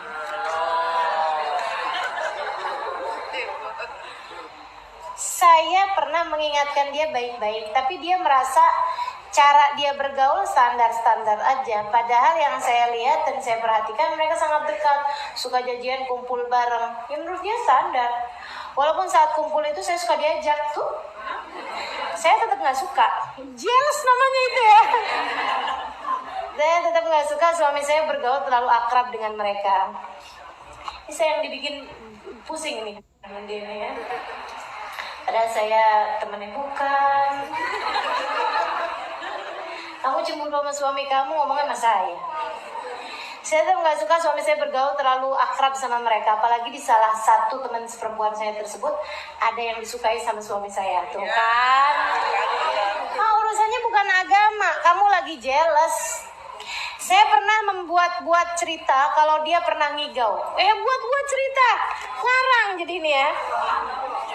Kalau dia pernah ngigau saat tidur dan menyebut-nyebut nama perempuan dengan maksud agar dia menyadari bahwa keakraban hubungan mereka itu mengganggu ketenangan rumah tangga kami. Mengganggu kamu. Pada akhirnya karena saya mendekat suami saya untuk live group dan suami saya pun akhirnya live group tersebut walaupun lewat debat-debat dulu, saya sekarang tenang karena mereka sudah tidak intens lagi berhubungan dan saya berpikir bahwa cara saya berhasil. Tapi saya selalu menyesal karena saya membuat cerita-cerita seperti itu. Tiap malam saya minta ridhonya suami saya karena saya merasa bersalah untuk cerita tersebut. Apakah cara saya tidak dibenarkan? Sudah tidak. Karena alhamdulillah sekarang suami saya sedikit berubah lebih baik. Mohon pencerahannya Ustazah, syukran katsir. Depan kamu. Belakang kamu nggak tahu. Gini ya teman-teman saya sekalian. Ini saya kayaknya udah sering banget ngasih tahu. Urusanmu menjadi istri, kamu nggak perlu pusing-pusing mikirin bagaimana perlakuan suami kamu sama kamu. Kamu tidak akan dihisab atas apa yang dilakukan suamimu terhadapmu. Pisahin. Suamimu, kamu. Kamu jangan selalu berpikiran suami saya harus jadi suami yang soleh. Bukan begitu. Cara mikirnya salah. Justru sebaliknya, kamu harus bilang sama diri kamu, saya harus jadi istri yang solehah buat suami saya. Perkara dia kayak gimana urusan dia, hisab masing-masing, dikubur masing-masing, sakaratul maut kagak saling bantu-bantuan. Malaikat sebentar, call a friend boleh gak? Gak ada ceritanya. Kita bisa bilang sama malaikat, mau tunggu dulu nih, ada kalimat terakhir yang harusnya saya jawab nih. Gak bisa. Teman-teman sekalian, saat kita berada dalam kuburan mungkar nakir, gak bisa kita minta bantuan sama sesiapa. Kan begitu ya? Sama suami kita ini enggak ada, kita masing-masing masuk mahsyar masing-masing, di akhirat masing-masing, Siratal Mustaqim panjang masing-masing. Kalau aja kau tahu seberapa panjangnya nanti urusan hisabmu di hari akhirat, di dunia ini kamu gak akan peduli sama perlakuan orang kepada kamu. Yang kamu hanya akan pedulikan adalah bagaimana kamu memperlakukan orang lain. Jelas? Jelas ya? Jadi teman-teman sekalian, urusan suamimu kayak gimana? Urusan masing-masing. Hisab dia sendiri. Hisab dia sendiri. Mau dia bergaul sama teman-temannya, perempuan begini begitu apa segala macam, kamu gak akan dihisab. Gak akan dihisab sekali lagi atas apa yang dia perlakukan. Udah biarin aja hisabnya masing-masing teman-teman sekalian. Jadi gak usah bingung sama perlakuan orang sama kamu hanya perlu bingung atas perlakuan kamu sama orang lain. Nah ini kan kamu karena salah tuh. Dari awalnya udah salah. Kamu menganggap bahwa itu jadi pikiran kamu gitu, kebawa sama hawa nafsu kamu sendiri sampai ngarang-ngarang cerita. Sekarang bingung-bingung sendiri kamu gimana ceritanya. Mau minta maaf sama suami urusan bohongnya kamu itu. Jadi serba salah sama diri kamu sendiri gitu loh. Jadi teman-teman sekalian, dah sekarang tinggalkan segala persangkaan kepada suami kamu tersebut. Kamu hanya fokus aja kepada perbaikan diri kamu sendiri. Bagaimana kamu menjadi seorang istri yang solehah, titik. Gitu teman-teman sekalian. Saya kasih tahu ya, saya hampir tidak pernah bertanya kepada suami saya di mana kamu, sedang sama siapa kamu.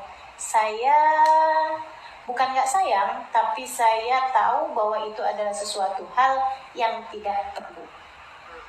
Kita masing-masing sudah sama-sama dewasa. Dia juga pernah, saya sampai tanya sama dia, kok gak pernah nanya sih sama saya? Ini kalau lagi jalan-jalan yang paling jarang diteleponin. Gak pernah nanya gitu. Terus dia bilang, saya udah percaya kok, saya tahu kamu. Udah gitu doang. Saya jadi mikir gitu, oh gitu ya caranya. Oke, kalau gitu. Dia tahu siapa saya seharusnya juga tahu siapa dia. Dan urusan di luar bukan jadi hak kita, teman-teman sekalian. Di dalam rumah dia suami kita berlaku yang terbaik. Di luar rumah sana kita minta Allah menjaganya. Kan begitu? Iya.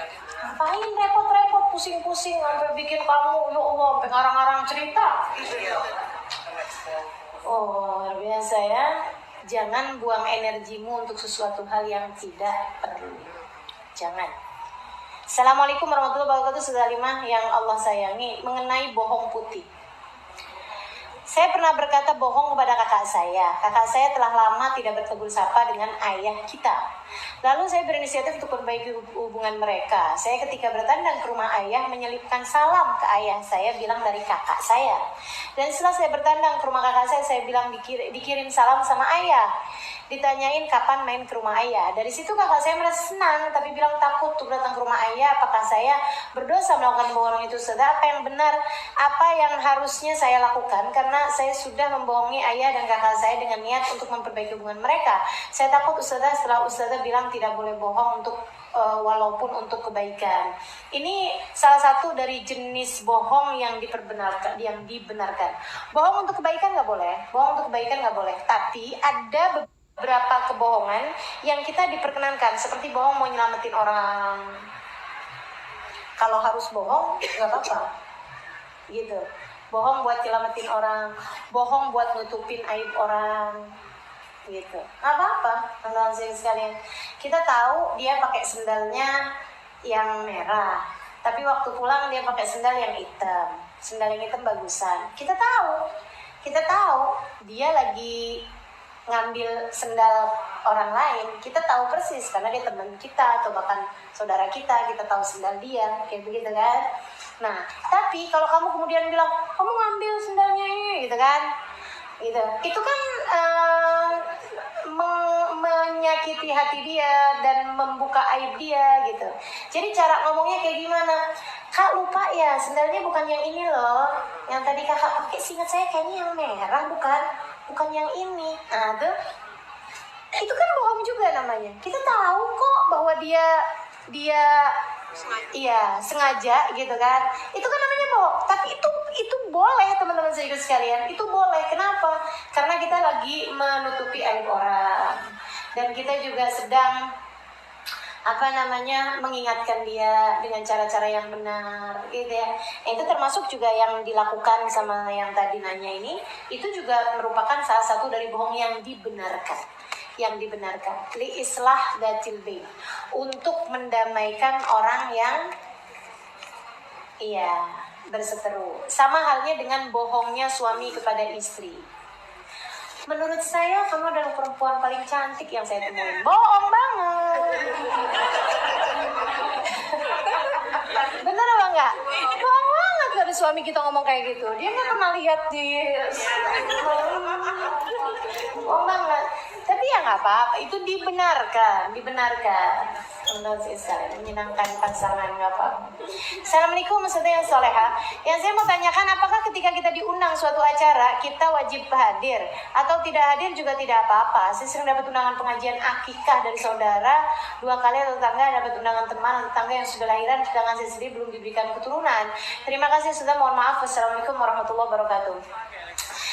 Sunnahnya kalau diundang datang, kalau bisa, dan kalau harta yang dipakai buat selamatan halal.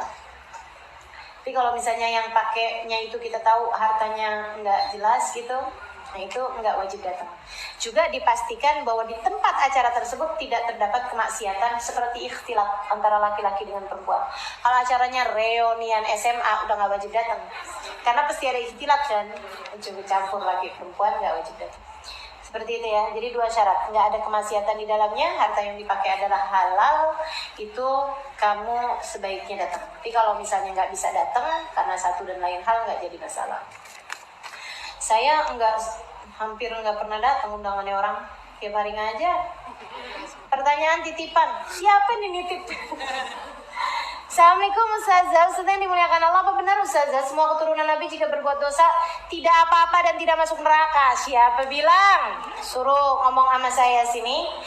Teman-teman saya sekalian, keturunannya Nabi ada firman Allah di dalamnya. Keluarga Nabi, ya nisa'an Nabi, lastunna ka ahadin minan nisa inittaqaitun. Kata Allah SWT, wahai keluarga Nabi, kalian tidak sama dengan perempuan manapun ketika kamu bertakwa. Kemudian Allah lanjutkan di bawah-bawahnya itu ayat-ayatnya bilang, jika kamu berbuat kebaikan Allah lipatkan 2 kali lipat, jika kamu berbuat dosa Allah lipatkan dosanya 2 kali lipat. Yang benar begitu. Ini karena ada cerita seorang yang mendapatkan potongan kain dari Nabi, tatkala dibakar di api potongan tersebut tidak terbakar, apalagi keturunan beliau pasti tidak mendapatkan siksa neraka. Oh enggak gitu. Nah gitu ya. Mohon penjelasannya Ustazah. Itu ayatnya jelas kok gitu. Jadi gini teman-teman sekalian, ada nisbat tin, ada nisbat din sama Nabi. Orang-orang yang punya nasab sama Nabi nyambung, itu dia namanya punya nisbat tin, punya nisbat darah daging sama Nabi. Tahu nisbat? Nasab. Ada nasab tin, nasab darah daging. Ada nasab tin tuh nasab tanah, maksudnya nasab darah daging lah ya. Ada nisbat tin, ada nisbat din, ada nasab agama. Nah, nisbat tin ini akan bermanfaat jika ada nisbat din. Nisbat tin saja nggak ada nisbat din nggak manfaat. Contohnya Abu Lahab. Abu Lahab punya nisbat tin teman-teman sekalian sebagai paman Nabi, tapi dia nggak punya nisbat din. Agamanya nggak nyambung sama agamanya Nabi. Walaupun secara nasab dia punya sambungan sama Nabi sebagai pamannya Nabi, tapi karena dia nggak punya sambungan secara agama, maka nggak manfaat apa-apa nisbat tinnya tadi ini. Kan begitu? Nah teman-teman sekalian, kemudian yang punya nisbat din enggak punya nisbat tin, enggak jadi masalah. Kamu bisa mendekat kepada Nabi Muhammad SAW. Bahkan kalau kamu dicinta sama Nabi, bisa jadi kayak Salman Al-Farisi. Salman minna ahlul bait, kata Nabi Muhammad. Salman adalah termasuk dari golongan aku, keluarga Nabi Muhammad. Salman dari Persia, teman-teman sekalian. Jauh benar dari negeri Arab. Tapi Nabi Muhammad menganggapnya sebagai Salman minna. Nah kita nih sebagai umat juga, kalau dekat sama Nabi, dekat benar, sedekat-dekatnya, kamu akan masuk ke dalam golongan Nabi Muhammad alaihissalam, dalam golongan umatnya Nabi Muhammad alaihissalam. Tapi teman-teman sekalian, kalau ada orang punya dua-duanya, nisbat dinnya dia punya, nisbatin nasabnya nyambung sama Nabi, itu larinya cepet banget, jauh dibandingkan dengan orang yang hanya memiliki nisbat din saja. Makanya kenapa kita perlu nyari guru-guru yang nasabnya nyambung sama Nabi. Mereka kalau mau lari kepada Nabi, larinya terbang. Mereka kalau melangkah itu nggak bisa diikuti sama orang lain dalam sisi rasa. Teman-teman berasa kok. Yang pernah ngaji sama Ahlul Bait, sama Duriyah, sama Habaib, dengan ngaji sama bukan Habaib, rasanya beda. Betul nggak? Rasanya beda. Kenapa? Itu tadi. Mereka selain punya nisbat din, mereka juga punya nisbat tin. Ketika mereka jadi ahli ibadah, oh yang lain-lain nggak ada artinya apa-apa. Saudara sekalian yang saya muliakan, Habib Ali bin Umar Al-Haddad masih hidup orangnya. Sehari tiap harinya dikiranya 1 hataman Quran 30 juz. Tiap hari dari mulai zaman muda sampai sekarang. Masih ada orang.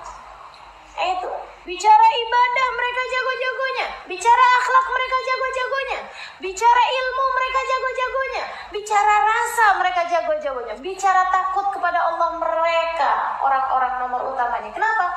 Karena mereka selain mewarisi ilmu Nabi, karena al ulama warathatul anbiya, mereka juga mewarisi nasab Nabi Muhammad alaihissalam. Gitu ya. Jadi ya, seperti yang tadi saya sampaikan. Nah, kalau kemudian bilangnya kalau ada keturunan Nabi berbuat dosa dia nggak dosa, ya suruh ngomong sama saya. Nggak ada kayak gitu. Assalamualaikum warahmatullahi wabarakatuh. Amin. Saya mau tanya, apakah bawah dagu termasuk aurat yang harus ditutupi ketika sholat? Iya. Ketika dalam pemakaian kerudung sehari-hari, nih kalau dalam sholat iya. Karena sholat itu kan hitungannya kan hitungan fakta gitu ya. Tapi kalau aurat sehari-hari ini kan hitungan kita sama orang yang kita hadapi. Kalau kamu di sini buka kerudungan saya nggak akan larang. Cuman nih kenapa aja gitu kan. Tapi saya nggak akan larang karena kan perempuan semuanya nggak ada yang lihat aurat kita laki-laki. Tapi kalau misalnya di luar laki-laki, ibu-ibu pakai kerudungan ini saya juga nggak akan kenapa-napa, nggak masalah. Kalau ibu lepas kerudungan baru gitu kan. Nah ustazah nih kelihatan auratnya gitu gimana?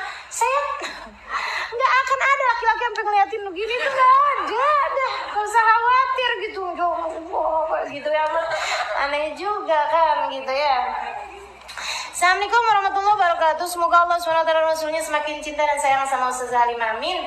Ustazah saya ingin tanya, apakah anak yang meninggal pada saat masih dalam kandungan dalam usia yang belum balik dia akan menjadi tabungan penyelamat untuk orang tuanya di hari akhirat nanti? Iya, begitu katanya Nabi Muhammad alaihissalam yang disebut dengan wildan dalam Al-Quran. Wildanun mukhalladun bi akwabin wa barika wa ka'sin min ma'in. Anak-anak yang nanti akan membawa minuman gitu ya, dari anak-anak yang ditinggalkan orang tuanya di masa, dari anak-anak yang meninggal dunia di masa kecil.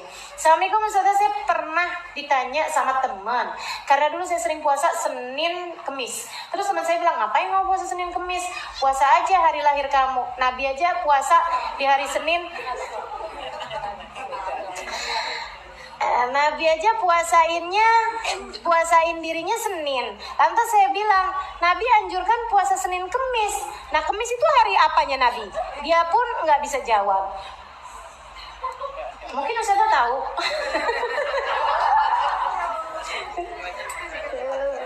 Luar biasa ya Papa. Teman-teman sekalian, kita itu beragama ikutan Nabi Muhammad. Nabi puasa hari Senin, kita puasa hari Senin. Kenapa? Ikutan Nabi Muhammad. Iya. Nabi Muhammad kenapa puasa hari Senin? Masa Nabi Muhammad mau bilang ikutin umat saya? Kan nggak mungkin. Nabi Muhammad ketika ditanya, Rasul kenapa engkau berpuasa hari Senin? Karena ini adalah hari lahirku. Kata Nabi, aku mensyukuri lahirku dengan puasa hari Senin. Kita puasa hari apa? Hari Senin juga.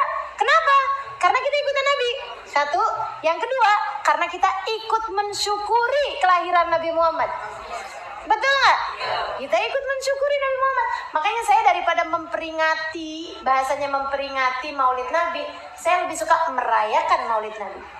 Sebab mensyukuri gitu kan, kita merayakan gitu, berbahagia atas kelahirannya Nabi Muhammad alaihissalam, bukan sekedar mengingat dengan cara memperingati gitu, enggak.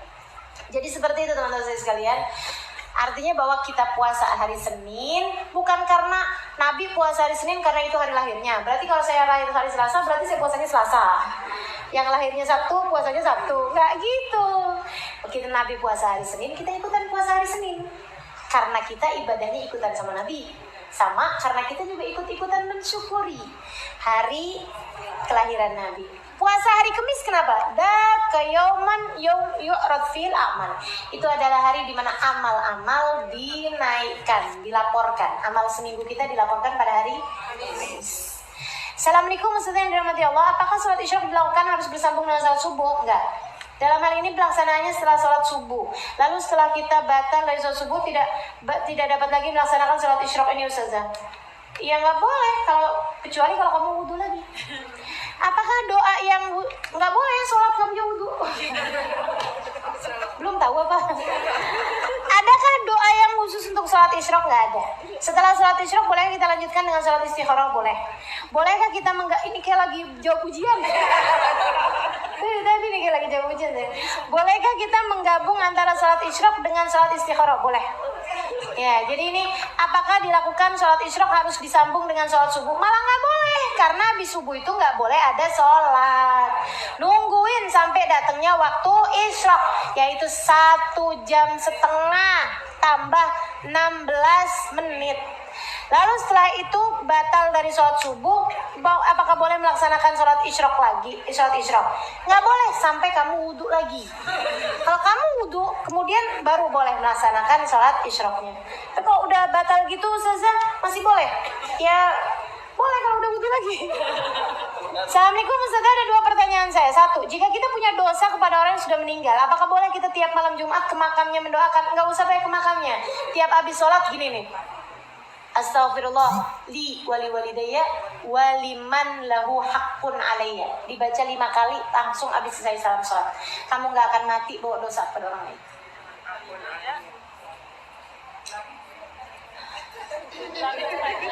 Astaghfirullahaladzim li wali walidayya waliman lahu haqqun alayya.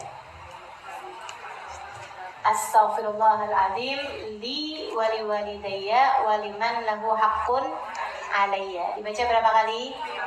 Kapan? Ba'da sholat fardu. Allah akan jadikan semua orang yang pernah kamu sakiti, insya Allah memaafkanmu. Gitu ya.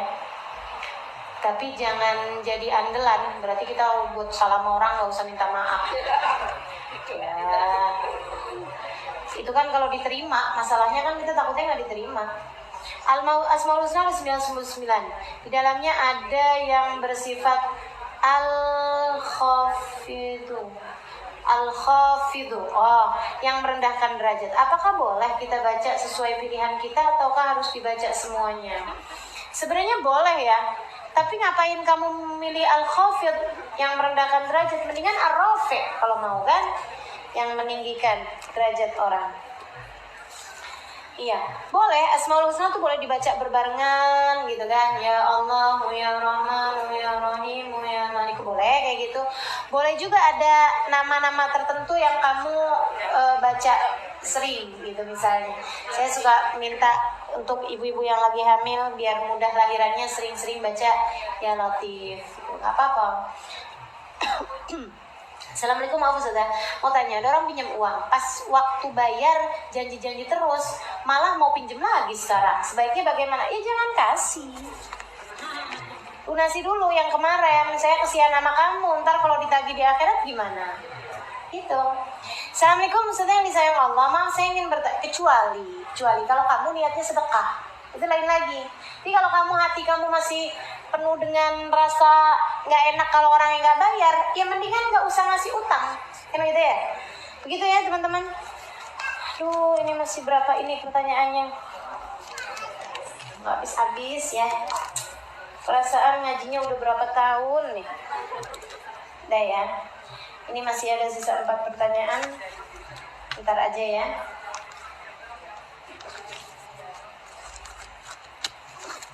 Baik, teman-teman sekalian yang saya muliakan, saya akan bacakan beberapa doa. Assalamualaikum Ustazah, mohon doain anak saya ulang tahun yang ke-33 biar anak saya jadi keluarga yang sakinah dan warahmah. Assalamualaikum Ustazah, dirahmati Allah, saya minta bacakan Fatihah untuk haulnya suami saya yang ke-6 tahun tanggal 10 Rabiul Awal, Syahrani bin Muhammad Husain. Terima kasih Ustazah. Ustazah, mohon doa untuk Ahmad Anas bin Muhammad Al-Kaf yang sedang dirawat di rumah sakit. Syukuran Ustazah. Assalamualaikum warahmatullahi wabarakatuh. Ustazah yang baik, tolong bacaan Fatihah untuk saudara saya yang sedang dirawat di ICU. Nggak disebutin namanya ya. Assalamualaikum Ustazah yang baik. Sudah mau doakan anak saya, murid saya. Terima kasih. Kepada jamaah, musuh jamaah mendengarkan apabila hadir maulid, apabila diberi plastik sendal dan snack makanan, dimohon sampahnya dibawa kembali keluar karena membantu panitia. Cintailah kebersihan dimanapun ibu-ibu berada. Benar. Apalagi ntar ya di maulid kita di gedung-gedung itu jangan sampai ada pemikiran bahwa orang Islam tuh kok bikin acara kotor gitu kan, jorok, gak asik banget ya. Saya kalau acara di Singapura tuh habis selesai langsung tempatnya bisa dipakai buat acara orang lain lagi tuh gak ada masalah gitu. Api, cakep, bersih gitu kan. Kita pengennya kayak gitu juga nih, mudah-mudahan biar kita bisa belajar orang Indonesia ya. Assalamualaikum Ustazah, mohon Fatihah untuk yang sakit Fairuz binti Ahmad Asgaf, Zakia Jailani, Fatimah binti Fajar Sadiq Alatas. Yuk kita bacain Fatihah yang meninggal dunia. Annallahu yaghfiru lahu wa yarhamuhu. Al-Fatihah.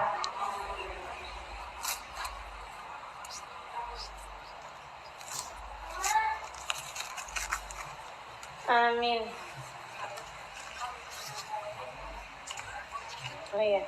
Kemudian untuk yang sedang sakit-sakit, annallaha yashfina ajilan la yughadiru saqaman wala juga kita niatin yang mau pada bikin acara ini juga mudah-mudahan semuanya lancar, acaranya berjalan dengan baik, sehat semua ya. Ustazahnya, panitianya semuanya insyaallah. Annallaha yashfina ajilan la yughadiru saqaman wala min hadratin Nabi Al-Fatihah.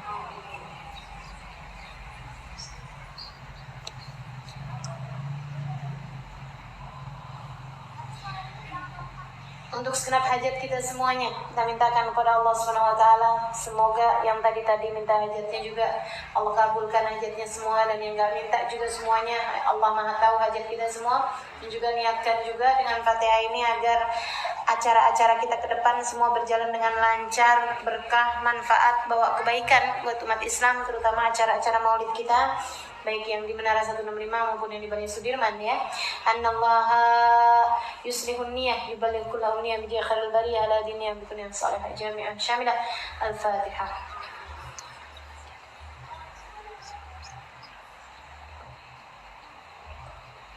Bagi teman-teman yang masih ingin mengikuti pembacaan hataman Quran yang nanti akan dibacakan hatamannya pada hari Ahad tanggal 9 Desember di peringatan Maulid Nabi Muhammad SAW yang saya dan kawan-kawan di Al-Ikhwan mengadakan. Nah, itu bisa mendaftarkan namanya kepada Lia di depan sini. Karena mau tambah lagi hatamannya ya. Sudah ada beberapa hataman Al-Quran yang sudah dibaca. Berapa Li? 6. Sudah ada 6, mungkin mau tambahan lagi, ada beberapa hataman Al-Quran lagi. Boleh juga dimintakan untuk keluarganya sekalian. Misalnya ada 5 orang, minta 5 juz gitu ya. Biar suaminya ikutan baca semuanya juga. Fatihahnya atau hatamannya diniatkan untuk, yang pertama tentu saja untuk baginda kita Nabi Muhammad SAW. Kemudian yang kedua, saya mohonkan sebutin nama Habib Muhammad bin Abdullah Al-Haddar. Namanya sama kayak Nabi Muhammad SAW, jadi ibu gampang ingetnya. Muhammad bin Abdullah ya.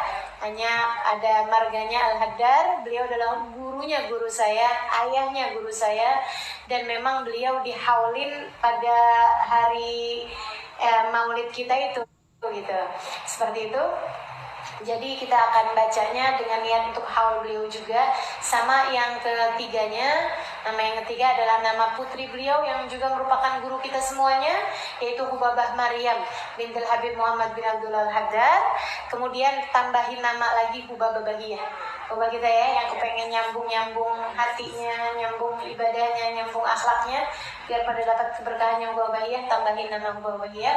Kemudian sisanya sebutkan nama orang tua masing-masing atau keluarga masing-masing yang ingin dibacakan hataman Fatihahnya dengan niat masing-masing. Nanti di saat hari H-nya datang lebih awal karena kita akan baca hataman Al-Quran tersebut yang kita niatkan untuk arwah yang tadi telah disebutkan namanya bersama dengan arwah dari keluarga kita semuanya. Nanti masing-masing sebutkan namanya. Seperti itu ya. Yang mau ikutan dan belum menyumbangkan namanya, belum naruh hatamannya dapat juz berapa, baju juz berapa, bisa minta ambil juznya sama Lia di depan sini. Terima kasih, seperti itu. Jelas ya?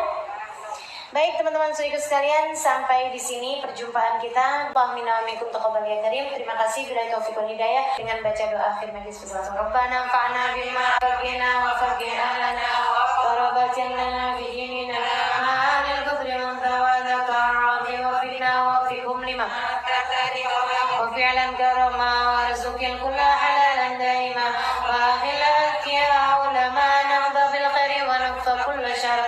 ربنا أسري لنا كل الشؤون وآخرها بالرضا منك العيون واقض عنا ربنا كل الديون قبل أن تأتينا رسل المنون واغفر استر أنت أكرم من ستر وصلاة الله تغشى المصطفى من إلى الحق دعانا والوفاء في كتاب فيه